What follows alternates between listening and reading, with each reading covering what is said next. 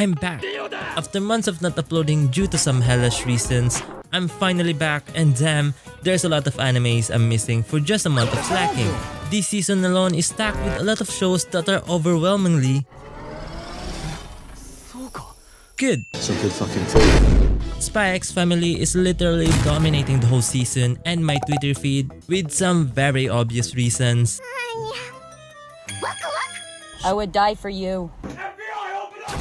In the other corner, Kaguya-sama recently dropped some sick tracks with yet another banger season, and there's a whole lot of new and interesting shows this season that I've been dying to make videos on and really can't wait to talk about. Wait, what's happening here?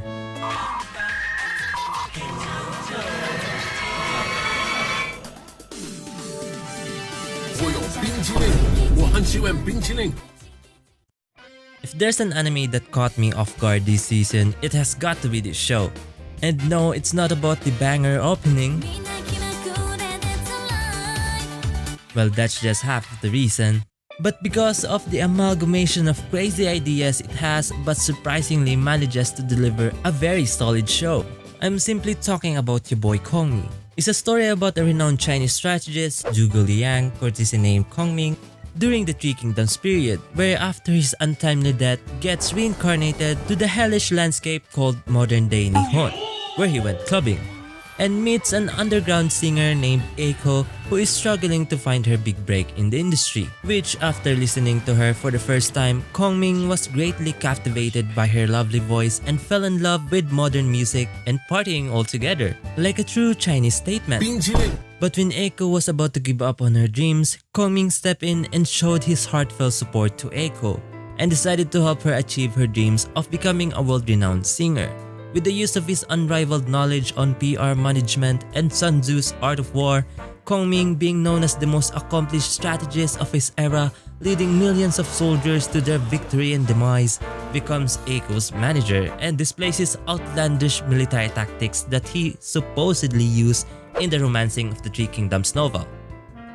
And soon the start of a master-servant relationship began as they both worked together in one of the most crazy but wholesome show of the season. If that didn't sell you in the show, well... This is exactly what I've been waiting for. This is exactly... I don't mean to sound like... Joking aside, this show might sound like a clusterfuck of ideas put together, but in all honesty, surprisingly works pretty well. I mean, surely you didn't think of an anime where a historical Chinese military strategist manages a waifu to stardom, right? Unless you are the author of this manga. But despite how absurd the premise is, it manages to stand on its own and becomes this little fun, wholesome show of the season. Yes, it might be goofy and probably made my ancestors cry for what they did to their historical hero, but putting that aside, its comedic value works pretty well. Reminds me well enough of shows like Hinamatsuri and I'm Sakamoto, where the jokes and quirkiness revolves around specific characters doing hilarious and dumb shits. And Kongming in the show is literally just a walking Reddit meme. His idea of managing Eiko is no cap, using military tactics that in all seriousness is outlandish but probably might work in some cases. It's a recurring comedic element of the show that might make you chuckle here and there, but what I like about the show is that it's not too persistent on being that one comedy show of the season.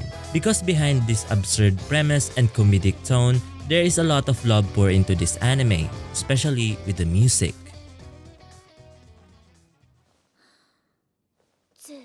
This show has probably one of the best musical composition I have ever heard recently from an anime, reminding me closely of Carol and Tuesday, where the music delivery was one of the main focal point of the show.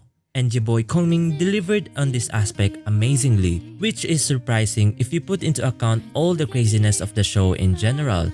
It's an anime where you wouldn't really expect hearing some good music, which is just me underestimating the show that in turn caught me off guard and had made me stick to watching the series altogether. The songs and overall the music production add so much flair to this crazy anime, which made the whole show much more meaningful, especially that the story revolves around a singer trying to achieve her dreams. This thematic element made me appreciate the show a lot more, because it isn't just about all the laughter and craziness, but it is also about a very meaningful message, which is following your dreams and striving hard for it. I'm a sucker for slice of life animes where the characters are in a constant pursuit of a goal.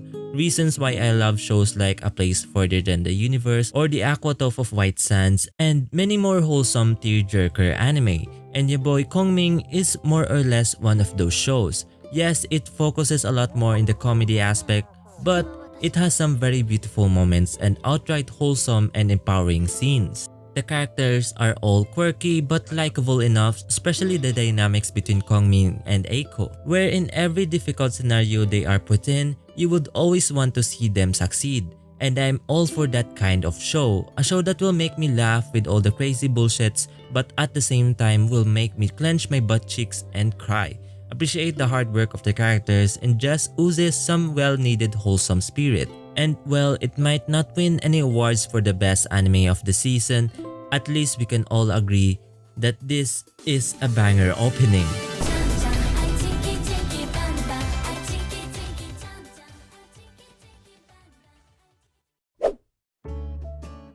Thank you for watching. I've been very much not doing a great job with my upload schedules, but I'm hoping to get my shit together and pump out regular videos every month. So if you like my content, which I hope you do, I would really appreciate it if you would subscribe for more videos like this one. I try to improve myself every time I make a video, so I hope you will follow me with this journey. Comment down below on what you think about the anime or just my video in general and what I can improve more in the future vids. With that said, this is Jay of Shonen Archive. See you on the next one.